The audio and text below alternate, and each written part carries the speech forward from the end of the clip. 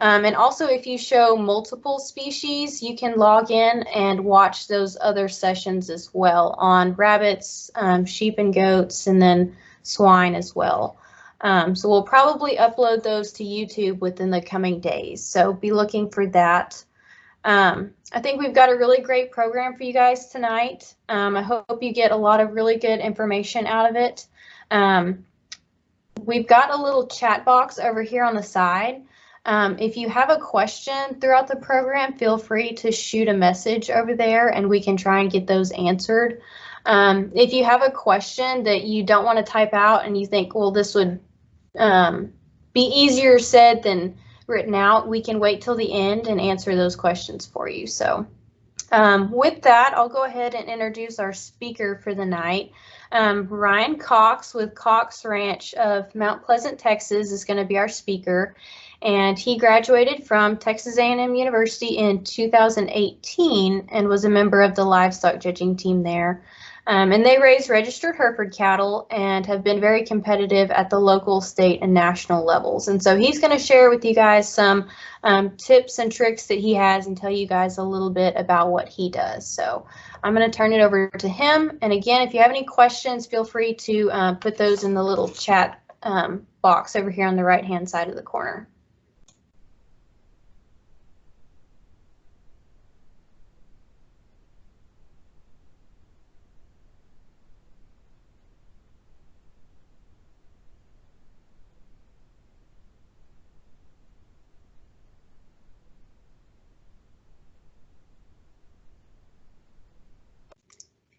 There we are. Hey, all you cool cats and kittens.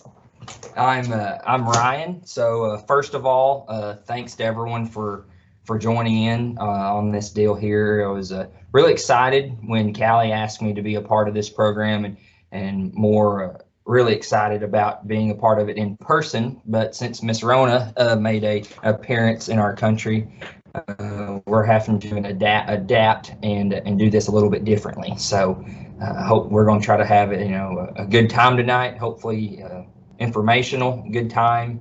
And at any time, if you do have questions, I know you can type in the chat box. Callie's going to help me kind of watch that since this is a new platform I've never done this on. And at any time, if I'm talking about something and you have a question and you don't think you'll remember, please do not hesitate to interrupt me and say, hey, I got a question, feel free to ask.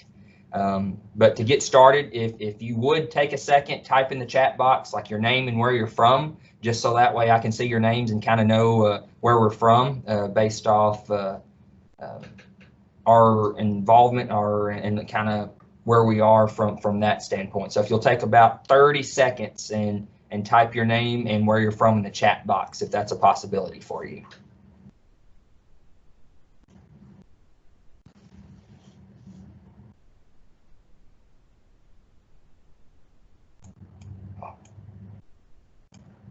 Red River County, cool. Fort Worth. I love Fort Worth.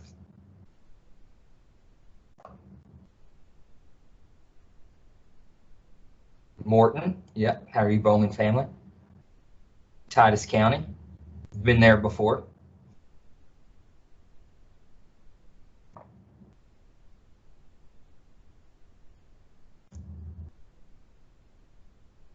Alto. We had a football coach from Alto one time. Beaumont, we got a friend from down around there, Dayton, that's like kind of close to Beaumont, I guess. Harrison County. What's the county seat of Harrison County?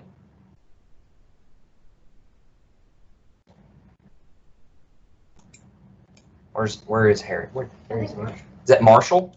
Marshall? Cool. Okay. Awesome. Callie, how do I share my screen? Hit that little button you were on. Hit this one? Mm-hmm. Okay. And then you can pull up your PowerPoint. Right here? Mm-hmm. Okay. Guys, you'll have to bear with me here, as I've never used Microsoft Teams before, so. All right, cool. We'll go ahead and get started here. So a little bit about the show cattle. What we'll cover today is different day-to-day practices. We'll cover selection, feeding, nutrition, things of that nature, and tidbits and tricks I've learned along the way. But first, you're probably wondering, why in the world would they choose me? So a little bit about me. I grew up in Mount Pleasant, born and raised in Mount Pleasant. Grew up in agriculture on a ranch where when I was a kid, we ran about 150 commercial cows, and then grew up showing hogs actually, and wanted to show cattle so bad I couldn't stand it that when I got into high school, I actually got my start through the calf scramble program, which I know a couple of you have calf scramble certificates, which I think is an incredible thing. So you can see the picture of my family there. We show pigs. I have a nephew, Trip. He shows competitively in cattle. He's learned to like the cattle thing a lot more than the hog deal. So we've spent a lot more time in the show barn with cattle than we do hogs, but we still show hogs here at the county level. And then grew up horseback, grew up showing Hereford cattle. And then that's my girlfriend down in the bottom right there. She lives on a Hereford operation up in the Panhandle. So I've spent a lot of time up there, and they're very, very competitively nationally, learned a lot from their family in the last 5 years. A little bit more about me. I was a state FFA officer back in 2013, 2014, which was a really, really cool experience. And then I went on to A&M, and I was on the livestock judging team, like Callie said. What my day job is Cox Concrete Products. We do concrete feed and water troughs.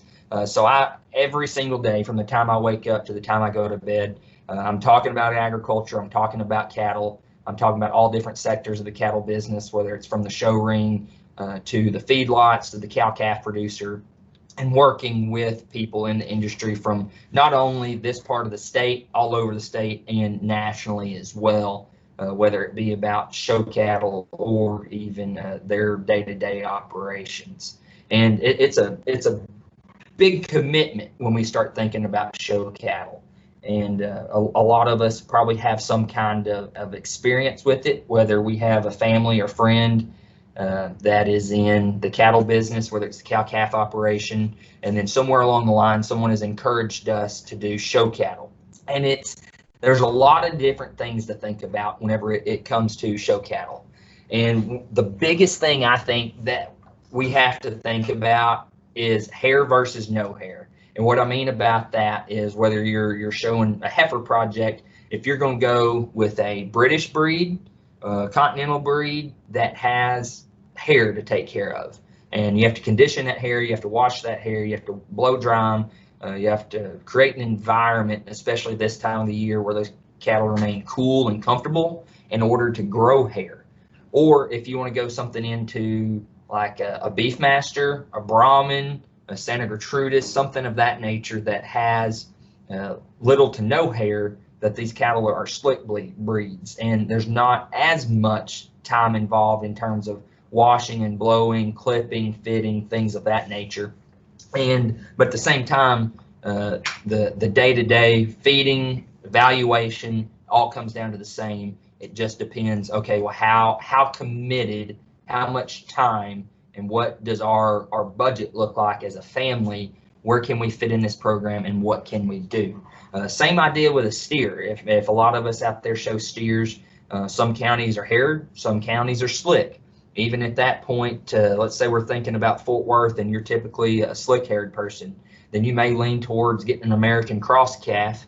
It's still a hair show, but there's not as much hair to work with as if we were going into like an exotic breed or one of the other breed steers, where we're having to fit those things and grow those things, their hair so long to where we can fit them. And then about how many will you have? Some families will get one, some families will get two. If you're in the cattle business like us, at any one point, we'll have anywhere from 1 to 15 in the barn at the time. And if we've got 15 in the barn, we're getting ready for a sale. And so a lot of that has to come down to commitment on time, what our day-to-day is. If you want a bunch of them, if your family has a lot of brothers and sisters that want to take care of cattle, or even if other people keep cattle at your barn, how much time are we going to have every evening? What's our schedule going to look like of taking care of these things when it comes to hide conditioning and freshening up their hair. One of the biggest things that we have to focus on is selection. And because we can spend all the time, we can spend all the resources, we can do everything we need to, but if we don't start out with the right animal, then we're shooting ourselves in the foot to start off with. And you can see here this when selecting cattle, that online has become a major implication of buying cattle. You know, what does that look like, and has limited our traveling from going place to place, and it has changed the world in terms of marketing livestock. And when it comes to selection, the number one most important thing to me, whether it's a steer, whether it's a heifer, anything of that nature, is how that animal is built. So as a 4-H exhibitor, as an FFA exhibitor, as a family, we need to be able to understand skeletons in cattle or livestock for any species. And it takes a lot of time, takes a lot of effort, takes a lot of miles to be able to understand how to be able to read skeletons. But I promise you, there's someone in your community that wants to help you and can help read these things. Because if these things can't move, then what are we doing for ourselves? What are we doing for our programs? And watching these things walk. Well, on the judging team at A&M, judging coach had a term called cowboy structure. And my grandmother, she lived to be 104 years old, and even at 100, we would walk right out and look at cattle, and she would say, "Man, that one's got a straight back." Well, that does have a lot to do with things. If those cattle have a straight back, strong top line, when you watch those things move, if they can set that back foot where their front foot left off, basically filling their track while remaining level in their top line, meaning they don't roach up, they don't dip down in their top lines, that goes a long way in terms of basic skeleton fundamentals of any livestock, whether that's sheep, goats, hogs, but especially cattle. And that's what you'll hear a lot of judges talk about. This one fills her track while remaining collected in her top line. And that's a really long way of saying this one can move, that one's sound. Because once we're done with these projects, in terms of heifers, those things have to go out, they have to make cows, and they have to produce for us. And the steer thing, there's guys out there that will say, you know, if those things can walk to the feed bunk and back, they're sound. If those things are show steers are bred to be the heaviest structured, biggest muscled things that we can possibly make, and neither one of those guys are wrong. But to me, and my fundamental standard, that when I'm talking to families, I'm talking helping coach FFA and 4-H livestock judging teams, those steers have sisters somewhere, and those things still have to be able to move. Now, in a steer show, you may give up a little bit of functionality in terms of skeleton when it comes to that one's a little bit stouter, that one's got a little bit more muscle, because of the end goal of a steer is to put pounds on the rail. But in the back of our mind somewhere, we have to remember that we're breeding these things, and when we breed them, whether, you know, even if we're using sex semen, we still may get a female. And if we keep females, those things have to be functional. So selection in terms of skeleton has a lot to do with that. Whenever we start looking at females, once you cover that skeleton basis, those things have to look like a lady. They have to be feminine. And what I mean by that, those things don't have to be jet necked. They don't have to be super clean throated, but they have to be feminine and balanced. If you look at the 3 females on the screen, I think that's what all 3 of those females do really well. I think those females put together a skeleton in terms of like their angles. If you read the angle there to their shoulder, it's relaxed. If you read their top line, they're collected and level. So we've got that taken care of. And then you read into those, and those things just look pretty, don't they? Those things look like females. And then those females need big old bellies, because those things are going to go out in pasture. They have to convert forage into something they can eat. They have to convert. They have to hustle out there. and it also has to give room for that babies to grow. So I think the 3 females that you see on your screen right now are some very, very high quality females and are good lines to compare to whenever we're selecting for our project, whether it be a Hereford, Angus, Brahman, anything, all of those have to have that. And whenever we start looking at steers, I think you have to understand what is your end goal with a steer. Females, those are long-term projects. You'll have those things for a long time. Your goal is to build a program off those. But with steers, we usually have one endpoint, one purpose, one show to go to, and one way to get our money. And there's different levels. There's no reason needing going out and spending a whole lot of money on a county fair steer when your county fair, the steer may only bring 5,000 to 6,000. But if your goal is to go play at a major, then you have to understand where your budget's at. You have to understand, what makes sense for you. But when it comes to evaluating these steers need some muscle, they need some shape, they need some balance, and these things need to be stouter than what we read in heifers. Same idea with the hair versus no hair. You can see examples there on the screen. The one in the middle there is an American influence calf. Those things are geared towards the slick shows typically. That whenever we start talking about slicks, Santone, Houston, Austin, Dixie Nationals, things of that nature. And then versus the ones with hair, we're gearing those things up for a lot of county shows, Fort Worth in particular. And whether you are taking care of these things for a slick show or a hair show, it's still important that you condition their hide and you still take care of those things. And we'll go over a little bit more about that and whenever I get off this slideshow, and we'll go into what our day-to-day procedures look like at the ranch. One of the biggest questions, how do I get back to like screen like see if anybody asks a question? Yeah. Do you know? Hold on, team. I'm trying to figure this out. Oh. Oh, okay. Can everybody still see me? Give me a big thumbs up if you can see me. Okay, cool. You should be able to scroll down there on the chat, see if anyone has any questions. No questions. Okay, I was going to see if there's any questions.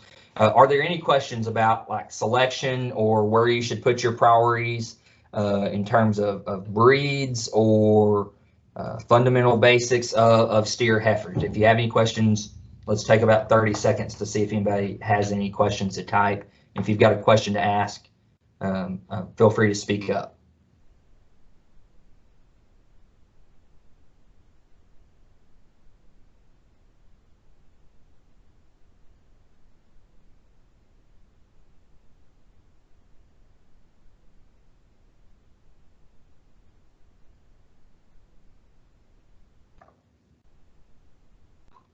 Can I still see the slideshow? No, thanks. Can you still see the slideshow or no? You can see the slideshow? Yes. Yes. Okay, cool. All right, we do have a question. You know of anyone in Harrison County that can help? We bought one and hope we did well. Okay, awesome. So I know some people down around Marshall that would be able to help, and we can get together after this seminar and we can share names and contacts, things of that nature, if you would like to. Does that sound good?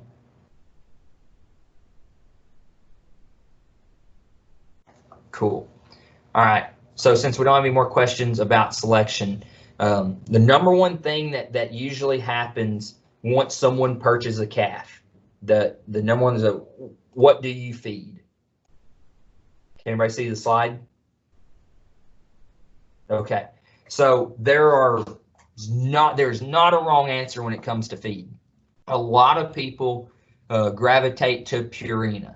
That's a very, very well-known brand. It's very, very, you go over the selection of breed and class sizes. Yeah, absolutely. We'll go ahead. I got a question. Will you go over the selection of breed and class sizes at the major show level? I think that's a great question. And unfortunately, there's not an easy breed anymore. There's not one that's necessarily just the smallest and one you can go out there and find a good one and rule the world. Whenever we start getting into the calf classes at Fort Worth and the Hereford deal, those things are huge.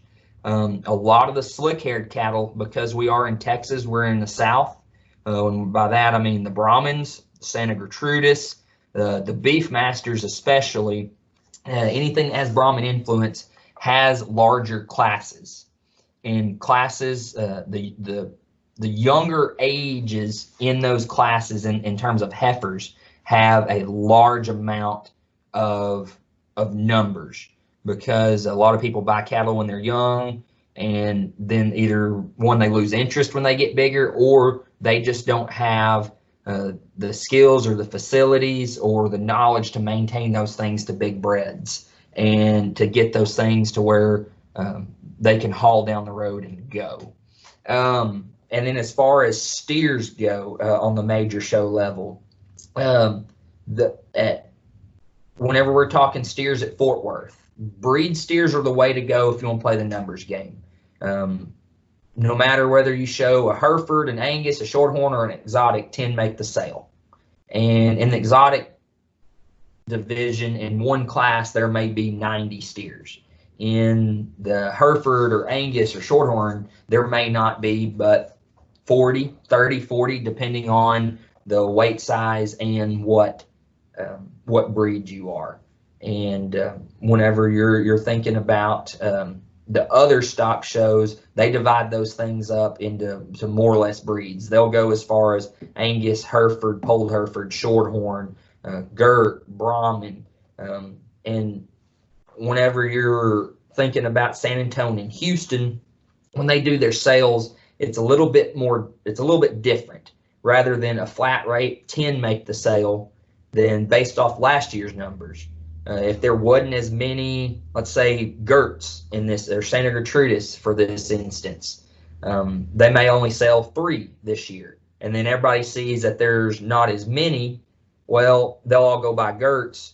Well, the next year they'll still only sell 2, even if there's a whole bunch of them. So if you're wanting to try and stay away from the bigger classes, in terms of steers, pick a breed steer. Try to stay away from the exotics and the crosses. If you're wanting to kind of stay away from the bigger classes and the heifers, all those things have gotten big. They all have. And but the biggest ones will be Brahmin, Beefmaster, anything that's slick-haired. Seems like the Shorthorn breed has gotten smaller this year based off of what I looked at shows. The ARBs, the keys, all those have gotten bigger and bigger. So I think, if you're wanting to try to play the numbers game and stay away from a lot of them, stay away from like the Beefmasters, the Brahmins, a lot of the slick-haired cattle, and try to go to a Shorthorn. Does that help answer your question, Miss Cameron?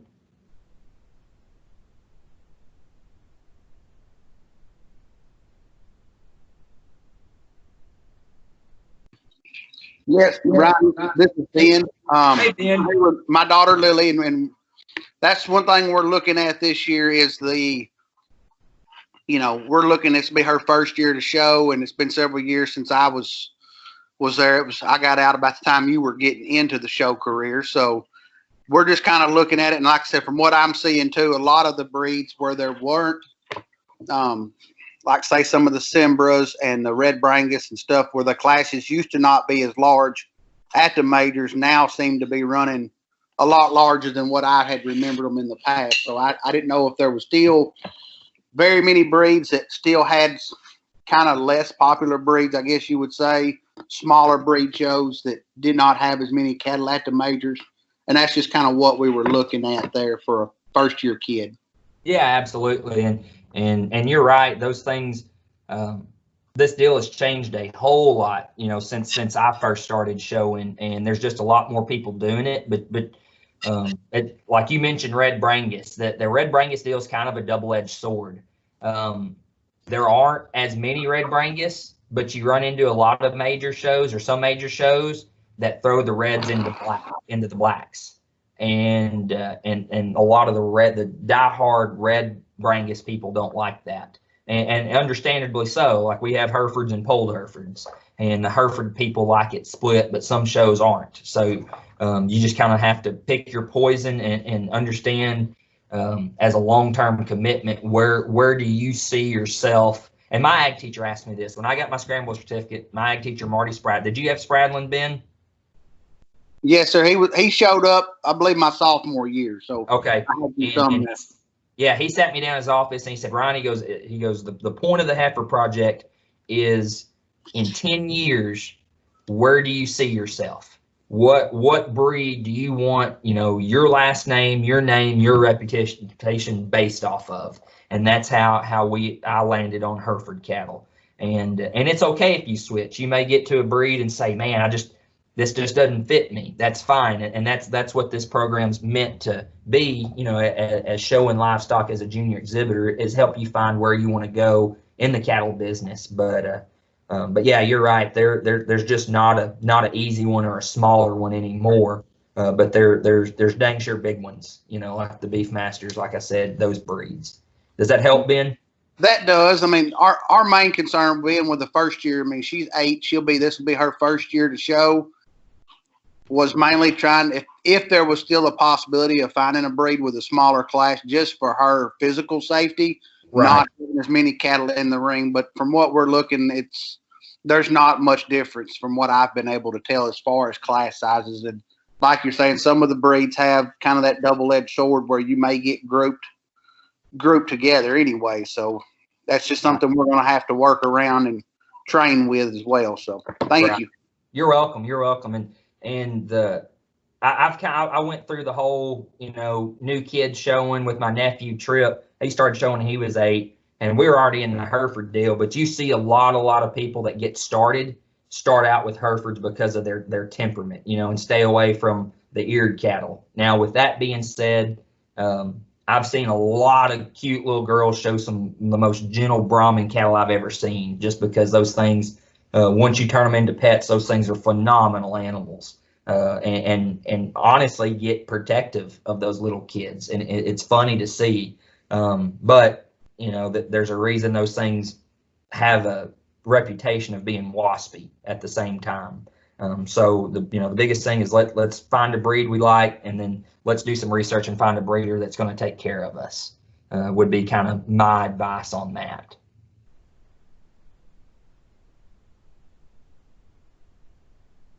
All right.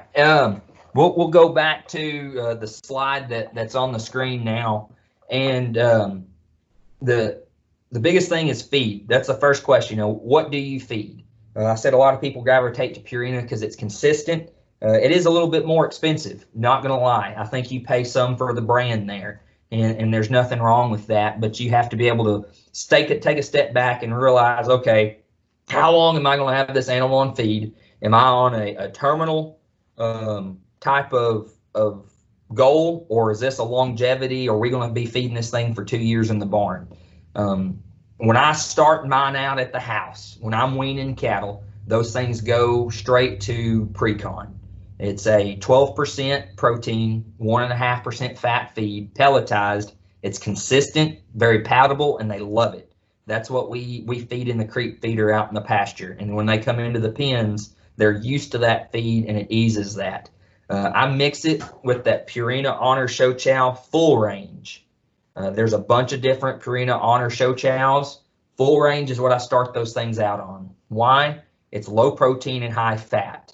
That's still going to be about a 12% protein and a 3.5% fat. You can get those things too fat on that. And when we're talking about heifers, you want those things to be chubby but lean, and you don't want them to be over fat, because we run into a lot of gestational and breeding problems when we get these things too fat. A feed that I've fed for a long time, and like I said, the pre-con and the Honor Show Chows, when I'm getting sale cattle ready, when I'm getting babies up, when I'm trying to push them and get a little chub on them. If you're getting your cattle out of a sale and that thing's already in good condition, I like Livestock Nutrition Center's Maxi Gain. It's very, very economical. You can typically get that at your local feed store in bulk, therefore being, you know, a lot cheaper. And you can customize that ration. It's a good 14% protein, typically is what that maxi gain is, and about a 1.5 to 2% fat.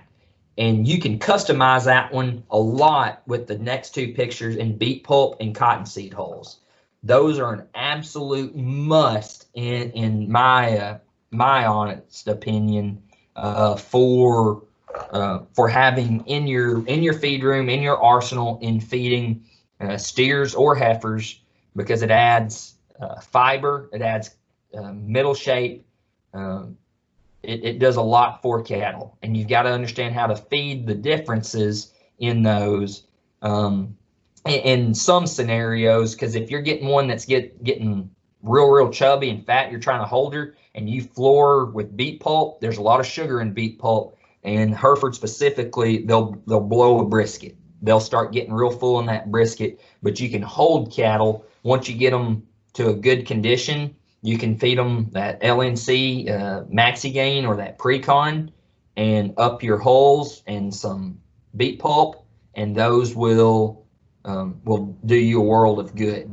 Steers, obviously, you're wanting to push those things to get chunky. You're wanting to push those things to get fat. There are scenarios where steers can get too fat, but at the end of the day, the way we're breeding club calves now, it's almost hard to get those things fat because they've got so much muscle. We do have a question. What would you recommend for a 10-month-old Longhorn heifer you want to show at Heart of Texas? Awesome. As far as Longhorn heifers go, you want to feed those things same way that we feed the Hereford cattle at home or any other show animal. You want to feed those things to where they still have some condition and look good in the show ring, but you don't want to get those things too fat. Down around, where are you from, Caitlin?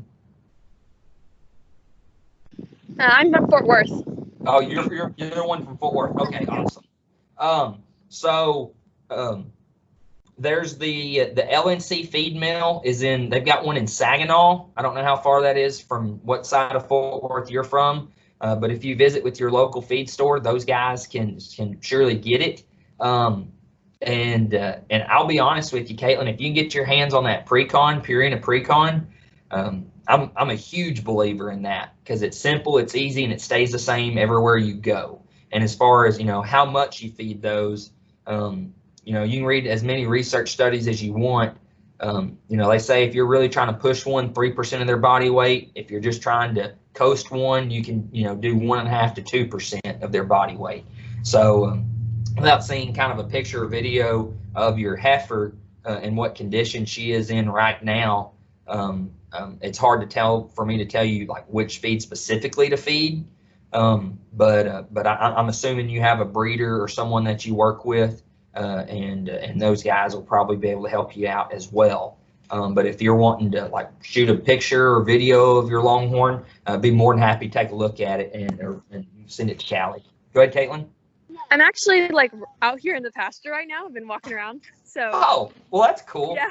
So, see let's how see, yeah, close walk I up can get. on it. I'll take a look at it. Halter broker yet. I'm working on halter breaking, so let's see how close she'll let me get.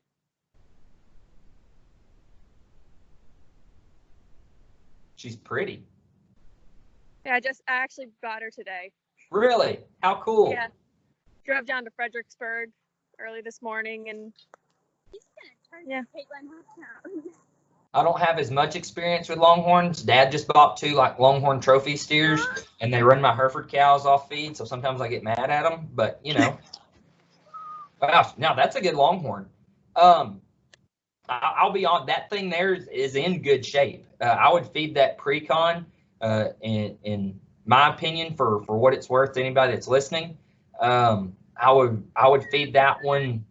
Like the 3-quart green scoop, I'd probably feed that one about 2.5 scoops of Precon, and then give her about half a scoop of beet pulp until she gets used to that beet pulp, and then see where you're at in about 30 to 40 days. All right. Awesome. Does that help? Yeah. Thank you. You're welcome, Caitlin. All right. So as far as feeding goes, that and being consistent. I cannot stress to people enough being consistent in the way you mix and what time you feed these things. You want to feed those things as close to 12 hours as apart. At home, we feed at 7 o'clock in the morning and 7 o'clock in the evening. And my cattle at home, especially the sale heifers, are going to be real mad because it's getting close to feeding time. But you want to develop a schedule, because when we haul these things to shows, there's a lot going on, especially new ones. And you want them, they're just like people. How do you know it's lunchtime? They don't have a clock. Your stomach gets hungry. Theirs does too. And so you get to a show and you want to feed those things to as close as possible as you can at home, because that's one less thing that changes, and it's a lot easier on those cattle. Let's see. This slide here is one of the most important slides in helping anybody, whether it's a sheep, goat, hog, keep the same feed scoop and know how much your feed weighs in your feed scoop. Just because pre-con weighs 3 pounds doesn't mean that the LNC Maxi Gain is going to weigh 3. Or a scoop of that full of beet pulp doesn't weigh the same as a scoop full of that in cottonseed hulls. Even though cottonseed hulls and beet pulp are for filler, and I typically just feed that off of volume rather than weight, you still need to know what your feed weighs and what you're putting in that animal. The next most important thing is hay. The best piece of advice I've ever received about show cattle is cows are really, really good at being cows. And that has changed my entire perspective on show cattle. You've got to let these things still be cattle. And what I mean by that is, yes, we're getting them up, we're halter breaking, we're babying them, we're washing them, we're blowing them, we're growing hair, we're conditioning hide. But at the end of the day, these are still cattle. So for example, our routine at home looks like, if it's nice outside, we feed outside. Why? Cows typically eat outside. We feed in either a feed pan or a feed trough. And then when it starts warming up, we'll run them inside the barn or under a shed with fans and keep those things comfortable and cool during the day. If it's really, really hot, like it's about to get this summer, we may leave those things in. If we're trying to grow hair for state show and junior nationals or any summer shows, I'll be honest with you, those things may not get turned out till 10 o'clock, but those things still get fed at 7, and they're comfortable inside the barn.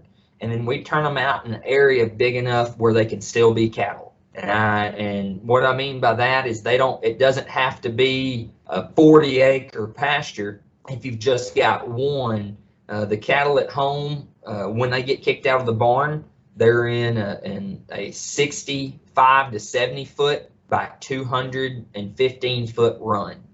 And I'm not saying that your pen has to be exactly like that, but you want to give those cattle enough room where they can naturally exercise and go out and be cattle, and turn them out on a round bale of hay.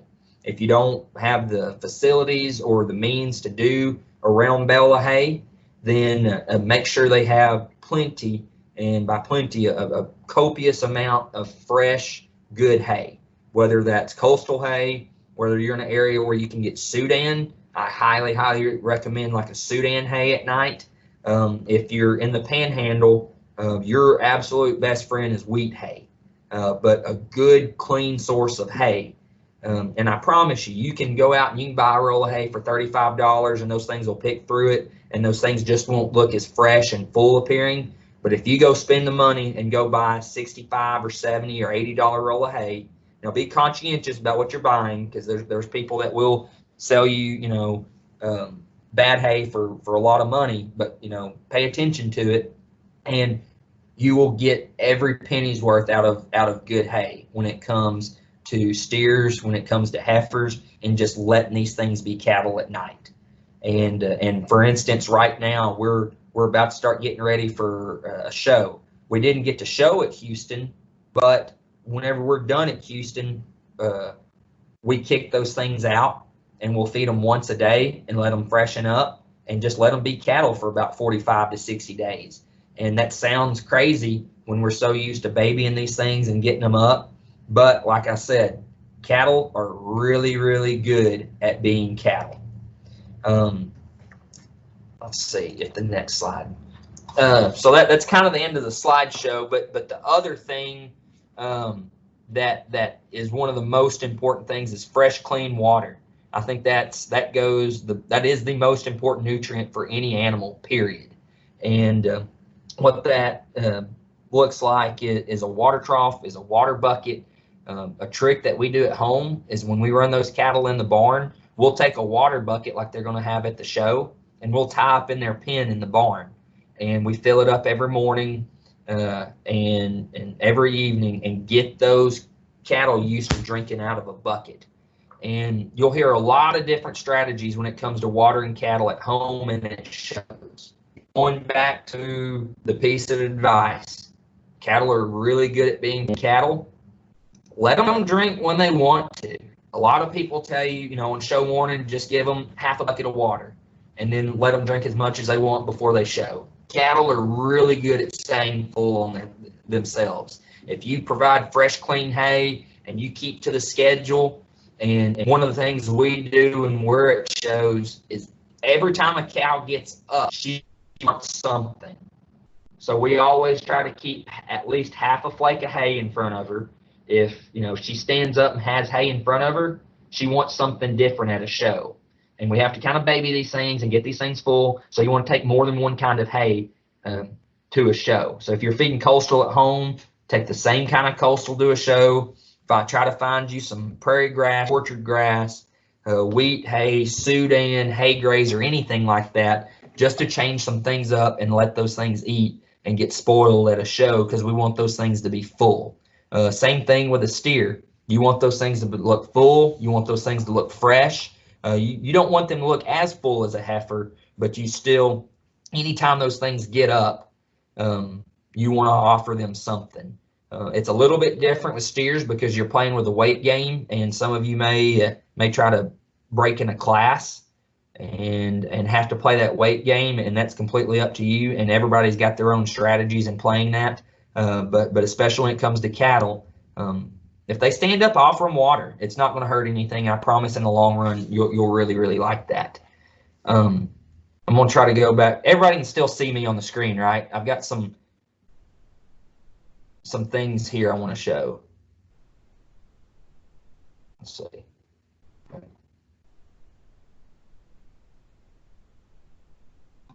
You can see me? Yes, I'm about to do some examples here on the screen.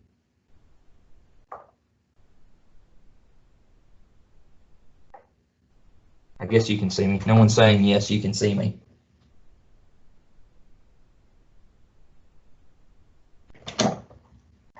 Fair enough. All right, so when it comes to routines and what we do when we come to washing these things, whenever we wash, what kind of soap do you use is a question I get. What do I use? I use Tresemme, found at your local Dollar General, or more economically at your local Target. There's a bunch of different kinds of Tresemmes, hair volume, color protection. Never thought I'd know this much about women's shampoo, but pick one that smells good, because that's what your cow's going to smell like, and that's what you're going to smell like when you're done. And the kinds don't matter. Volume, color protection, anything like that. Shimmer. We use Tresemme. You can use a Sullivan's Volumizer. That's a good lathering up shampoo. But when it comes to washing those things, just pick something that's easy and keep it the same. Sometimes we'll use Dawn just to change it up. Dawn doesn't hurt them. And so what we'll do with this is we'll turn the bottle upside down and hold it with a water hose and lather it in them. And then we'll take a scrub brush. Everybody should have one of these, whether it's a slick show, whether you've got a hair show, anything like this, and we'll scrub with this. One thing I can't stress enough is when you're scrubbing your heifer, don't go in circles. Or if you're scrubbing your steer, take this brush and start at the top of their back and go down with the hair and scrub it like that. get used to working that hair.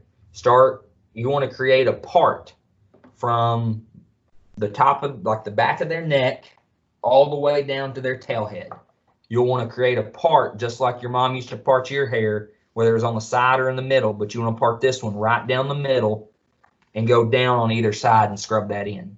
Then you'll want to take the water hose and make sure you get all the soap out, because if you don't, you're going to be fighting dandruff, and then we'll have a whole nother battle on our hands in keeping that hair intact. When it comes to combs and brushes, you can use a plastic comb. One of my favorite ones is the fluffer. It's a skip tooth. You can see there. It's got blunt ends.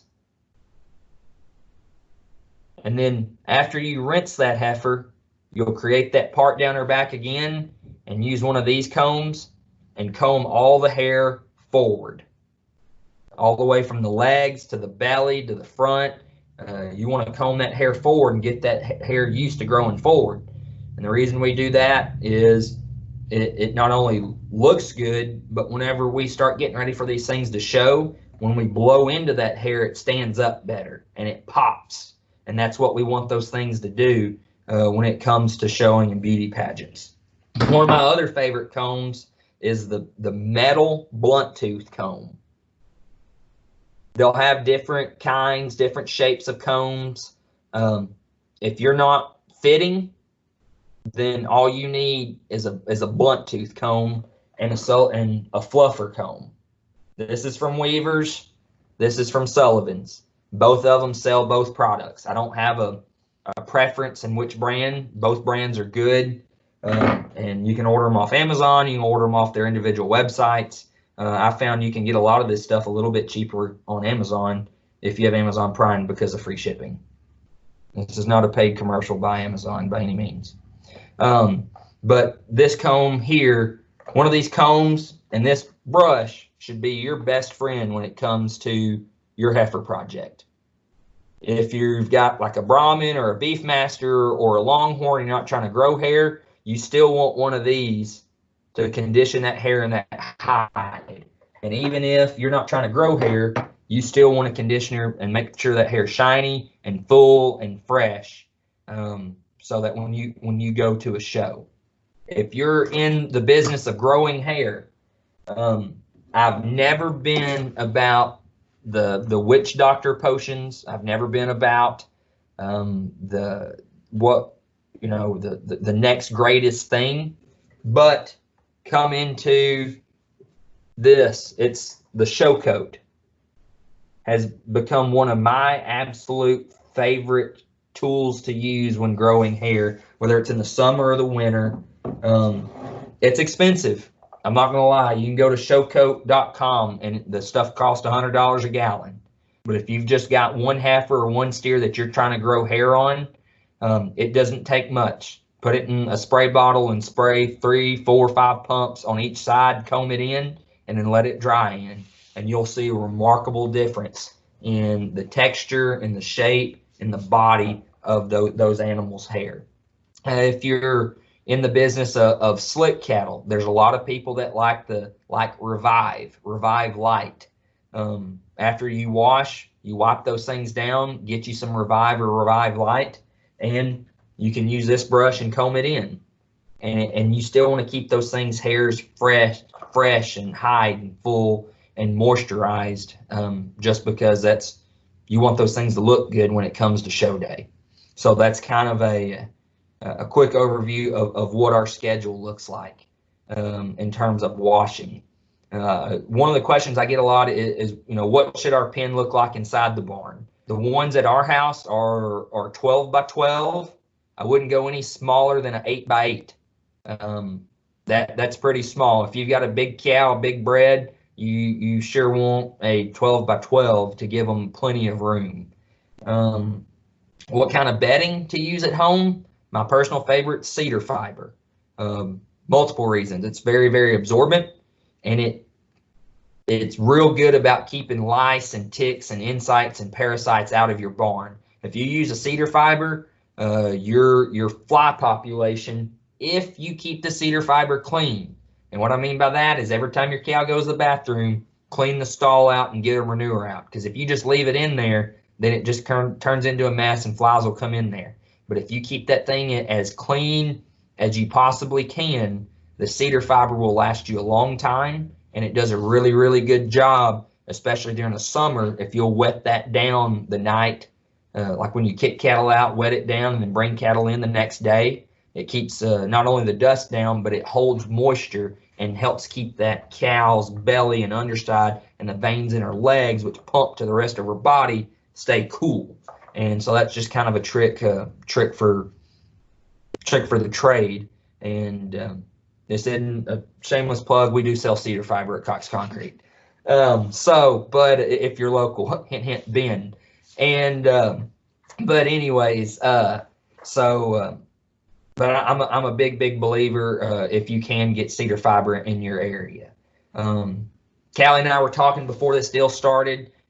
Once coronavirus is over, Callie's got your email. We're going to try to plan a in-person day at our place at the ranch in Mount Pleasant, where we'll have hands-on activities, maybe kind of a mini judging clinic to help you select your next project, and then what to do and actual hands-on, what washing, what blowing, what pens look like, what feed rations look like, and have something like that, and hopefully some kind of meal involved if anybody's interested in that. So hopefully we'll get back to normal sooner than later, and we can get together and meet in person. So I hope I've answered some questions. I hope that I've been insightful. I hope I hadn't taken up too much of your evening.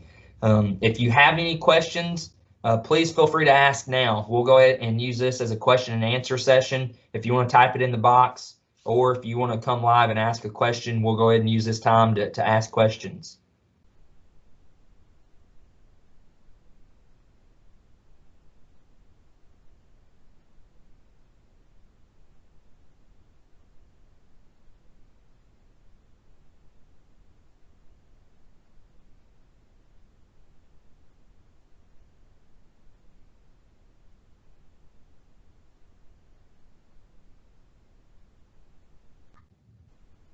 If we don't have any questions, then thank you for joining us tonight. This is my first ever online webinar. Hey, looks like Kendall, you have something? Yeah, I have to show a mini heifer, and she just wasn't putting on weight, and my ag teacher tried to help, and we fed her beet pulp, and she was getting about like a scoop or two of beet pulp, and then we fed her that Purina show chow, and she just would not put on the weight at all. We finally go ahead. We finally went to molasses, and we gave her like a whole jar of like one of those small jars of molasses every time we fed her, and that finally helped. But is there any like actual feeds that would help better with that? Do you know which Purina feed you were feeding? The Honors show chow. Okay. There are a few other different, there are several different labels in the Honor Show Chow. There's some that's like a heifer developer that keeps them lean. But if you'll ask your feed store for like the steer finisher or steer grower, that's a lot higher in fat. But if you'll try to switch her to that, I think that would help a lot. Okay, thank you. Yeah, you're welcome. What about have you dewormed your heifer? Yes, sir. Okay, yeah, because a lot of people forget to like deworm their heifer, and in terms of worming, I'm a big fan of Safeguard Oral Drench because it's not an oil that we pour on or anything like that. But yeah, if you'll ask your local feed store for a steer finisher, that's going to have a lot higher fat content. And that's kind of where you'll want to go, and it'll have a lot of molasses in it, so you won't have to do that adding. And I would limit down the beet pulp intake because that's just filler if they're not already fat. Okay, thank you. You're welcome. All right, we got a question here. What type of mineral do you recommend?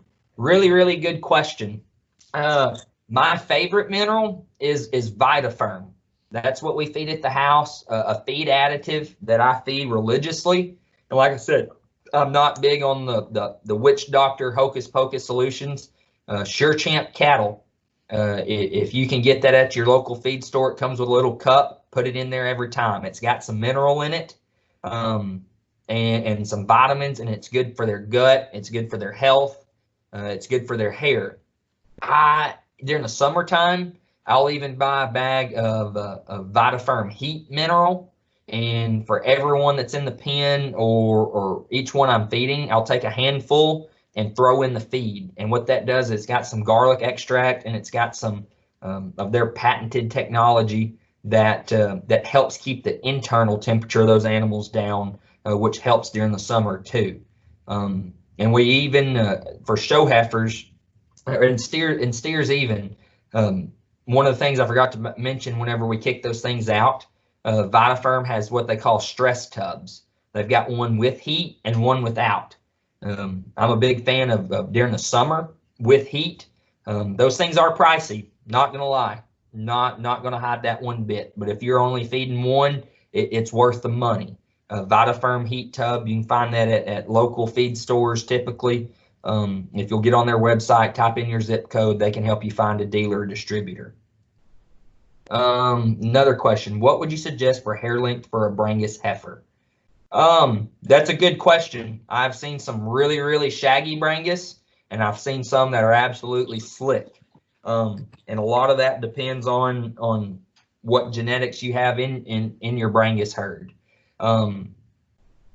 That's a hard question to answer because Brangus are bred to be slick-ish. But as far as like taking a clipper guard and clipping the whole thing, I wouldn't recommend that. I would try to grow as much hair as possible and then have whoever you have clip your heifer that you trust kind of determine that length. Does that kind of help you, Kristen? I know that's not a very good answer. At what age do you suggest breeding a June heifer? Good idea. Good question. We breed all of our cattle right at 14 months old. Now, with that being said, there's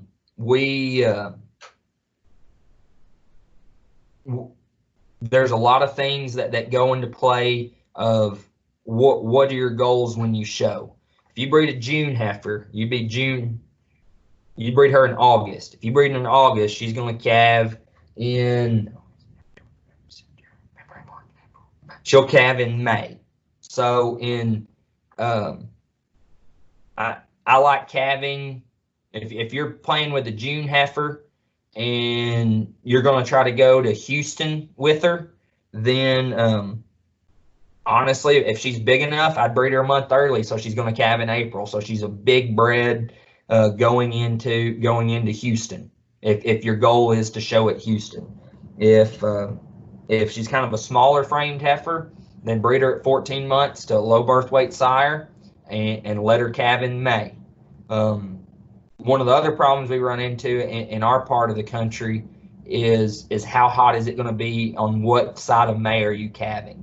Are you going to calve on the front side of May, or are you going to calve in the later part of May? It's really, really hard on cattle to calve in the summer already. So I would suggest try to breed her to calve on that first part of May when it's at least not as really, really not super, super hot.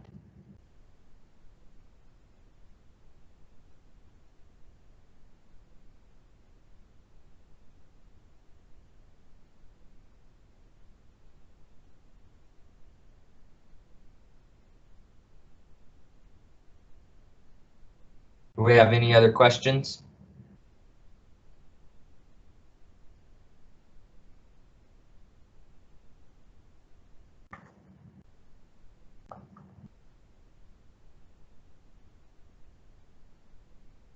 Really good question so far. So if you've got something that you're curious about, feel free to ask.